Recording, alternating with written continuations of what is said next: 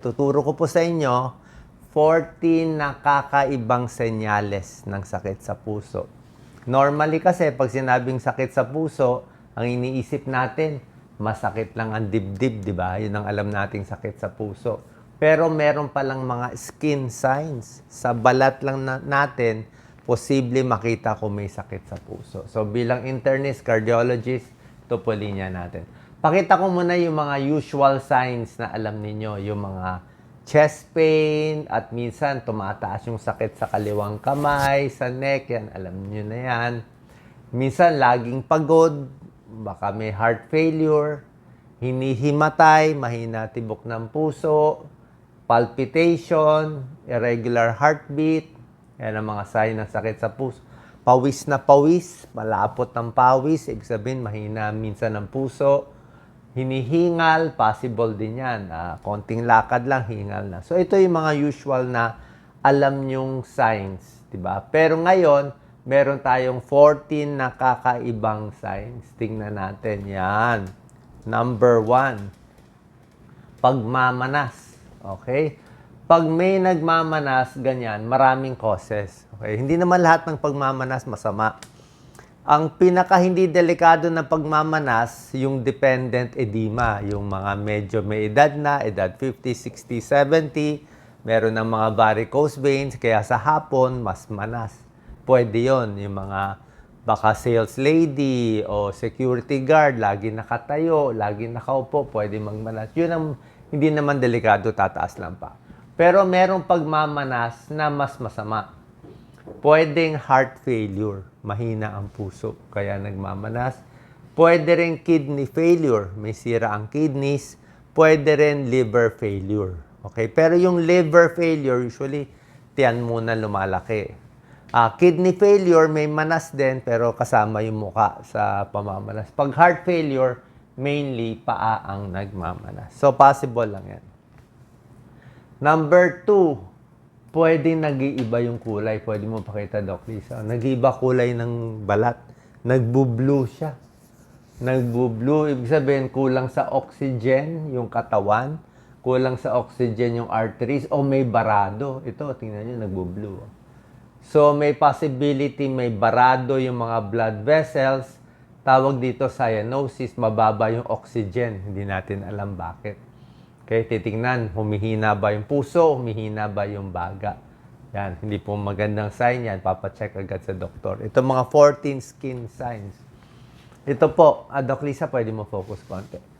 Medyo hindi rin to magandang sign. Yung parang may net. Nakita niyo ba? Parang may net yung balat natin. Yan, no? Net to. Net-like, no?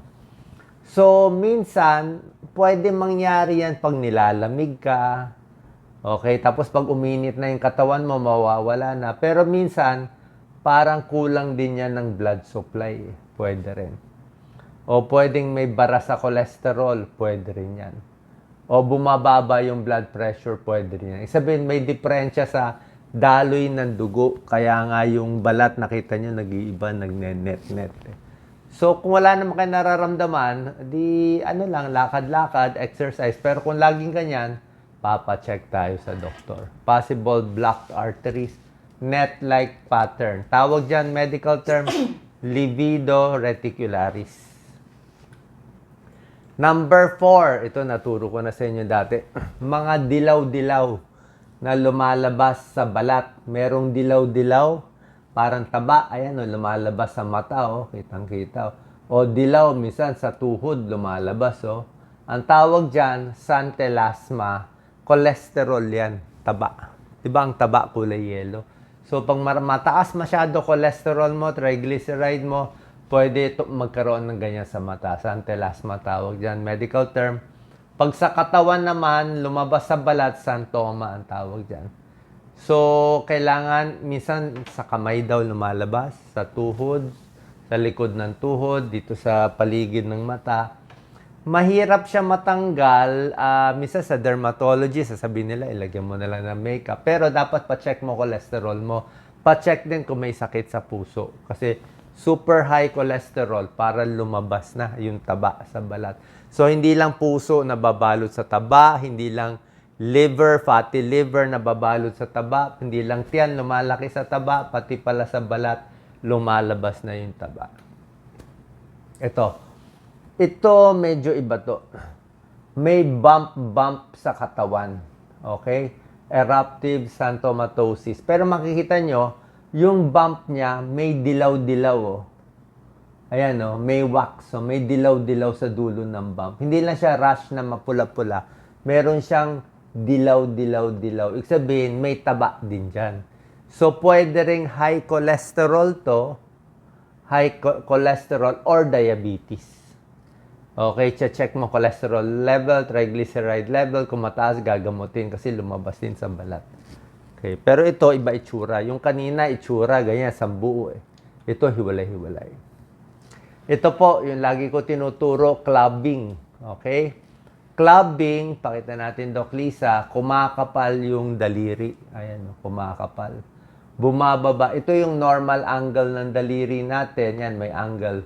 Kumakapal, nagiging concave. Ganyan nangyayari. Pwedeng may congenital heart disease. Yung pinanganak na blue baby. May butas sa puso dahil kulang yung oxygen. Nangyayari, nagkukulang yung oxygen sa kamay. Kaya pag nagkulang sa oxygen, mga blue sila, kulay blue baby, purple ang labi, purple din ang daliri. Kaya kumakapal dito, parang dumadami yung mga ugat. So, clubbing yan. Pwede rin may sakit sa baga, kulang sa oxygen, baka madalas manigarilyo, COPD, matagal na kulang sa oxygen, nagka-clubbing din. May test tayo dyan, tawag dito, Shamroth sign. Di ba lagi ko tinuturo sa inyo, ginaganyan natin yung daliri. So, pag ginanyan mo ang daliri mo, kailangan may butas. May butas. Ayan, may butas. Oh. Ito yung normal, may butas. Pag may clubbing ka, walang butas. Ito, walang butas. Ito, club siya. Oh. Wala ka nakikitang araw na pumapasok. Walang ilaw. So, clubbing yan. Diyan mo malalaman kung club. Although may ilang tao na pinanganak na makapal eh. May lahing gano'n. So kung meron din naman exception, pero usually blue baby, may sakit sa baga, sa puso, yan ang chine-check natin. Pwede nyo gawin. Ito naman medyo iba na to. Merong mga bukol-bukol sa balat. Pakita mo to, Doc Lisa. May naglalabasan parang protein eh. Parang nodules eh. Okay? Protein build up to. May isang sakit nagkakaroon ng ganyang nodule sa buong katawan, amyloidosis ang tawag dito. Medyo rare to. Protein deposit sa puso at ibang organs lumalabas. So pag ganito, papacheck din kayo. Ibig sabihin, pwede naman walang kaso lang, baka may peklat lang. Pero walang masama, pa 2D echo, pa ECG, pa-check na rin natin yung puso. Ito medyo ibang mga sakit na to. Ito yung mga infective endocarditis. Minsan kasi yung puso, nagkakaroon ng infection, yung valvula. So pag yung puso, may mga valve yan, di ba? Aortic valve, mitral valve. So pag nag-infection yan, minsan tumatapon yung mga infection. Merong mga buo-buo na tumatapon. Kaya nagkakaroon ng dugo-dugo dito. Ayan o, tingnan nyo. Yan ang sign o. May mga parang linya-linya. Ayan o. Parang nasugat, pero ang daming sugat to. Splinter hemorrhages. Sign of infective endocarditis. Papado 2D echo, lalo na kung may lagnat. Ayan o. Titingnan natin maigi. Pwede rin naman nabunggo ka. Pag nabunggo yung paa mo, pwede. Pero pag nabunggo, isa lang dapat eh. Ito, halos lahat eh. Tsaka yan ang marami. Ito, merong masakit na bukol-bukol din sa daliri ng paa. Okay? Sign din to ng infective endocarditis. Ito yung mga inaaral ng mga medical students. Sa exam lagi to, Osler nodes eh. Siya nag-invento, si William Osler. Siya nakadiscover nung mga 1898, mga ganyan. Na-discover niya yan. So, pag may ganitong bukol, nakita niya, uy, may infection sa puso. Osler nodes, bukol-bukol sa paa. Ito naman, medyo may brownish discoloration. Ito, actually, medyo hindi. Parang may sugat-sugat siya. Parang may dugo-dugo siya. Ayan eh. heart infection, infective endocarditis. Pang-exam din to, Janeway lesions ang tawag dyan. So, kung meron kayong makikita kakaiba sa paan nyo o sa kamay ninyo, papacheck din yung puso kasi skin sign to ng heart disease. Ito, mapula, pakita mo, Doc Lisa. Common to sa Pilipinas eh. Ano, rheumatic fever yan. Common yan. Sa US, halos wala ng rheumatic fever. Ayan, erythema marginatum. Parang rash na paikot to. Malaki siya. Minsan nagkakaroon to mga bata eh. Okay? Paano nangyayari to? Unang-una, na sore throat. Diba? Isip natin sore throat, bali wala. Ako, bata ako, madalas ako ma-sore throat. Pero ang sore throat pala, hindi pwedeng pabayaan. Ang mga tonsil na mamaga, may nana, yung mga bata, yung mga nakikinig sa atin, mga may tonsil, kailangan gagamutin ng antibiotic 7 to 10 days. Oras na hindi mo gamutin yung tonsillitis na bacterial ng 7 to 10 days antibiotics, pag hindi nagamot, may maliit na tsansa. Hindi naman lagi, pero sa Pilipinas kasi wala nang gamutan ng antibiotics. Hinahayaan lang mga batang mahirap na may tonsils eh. May tsansa pumunta sa puso yung infection dito sa tonsil. Pag lumipat sa puso, nasisira yung valvula sa puso, mitral valve, aortic valve.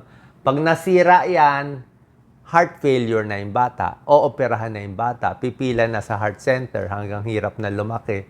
Minsan hindi na humahaba ang buhay. Bakit? Kasi yung tonsils hindi ginamot nung nanay, nung bata pa yung bata.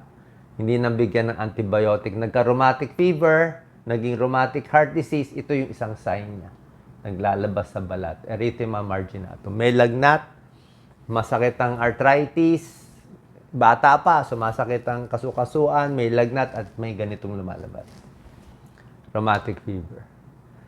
Ito sa bata rin to, Kawasaki disease. Okay? Pag ang bata may lagnat, may rash, tapos nagka-crack yung mga lips. Ayan, nagka-crack yung mga lips at may mga rashes. May isang sakit sa bata, Kawasaki disease.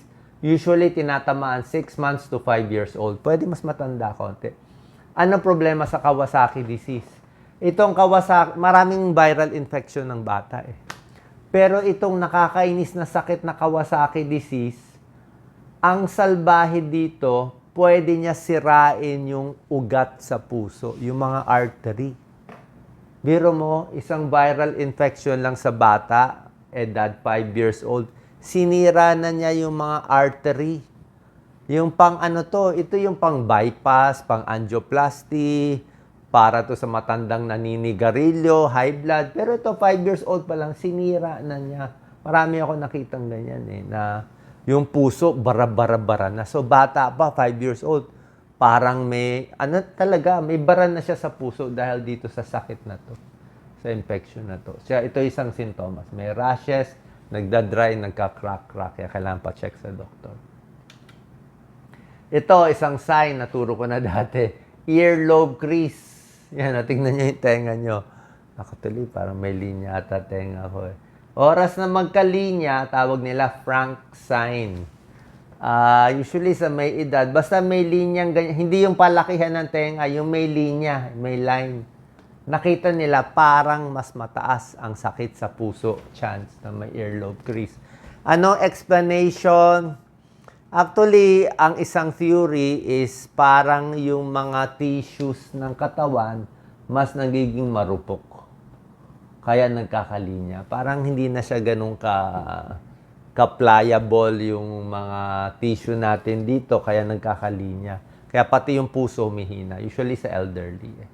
So, yun lang nakita nila. Parang mas mataas ang sakit sa puso. Tunay po to. Check nyo. Earlobe crease and heart disease. May konting pag-aaral dyan. And lastly, ito, gray ring, arcus senilis. Tingnan niyo yung mata nyo. Pag wala pa kayong, pag 60 years old ka na, senior na, usually meron talagang linya. Pwede yon pag 60 years old. Pero kung wala ka pang 60, 50 ka pa lang, 40 ka pa lang, tapos nakita mo, silipin nyo, yung puti na bilog, dapat may konting puti. Pag nabilog yan, pwedeng taba yan. Pwedeng cholesterol yan.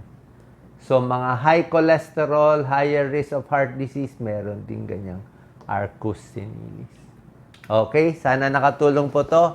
14 kakaibang senyales ng sakit sa puso. Pa-check po tayo sa inyong cardiologist. Hindi naman to lagi, pero nice to know to sa lahat ng mga tao, pati mga medical students. Ito rin yung mga tinatanong sa mga exam nyo, sa mga board exam at iba pa. God bless po.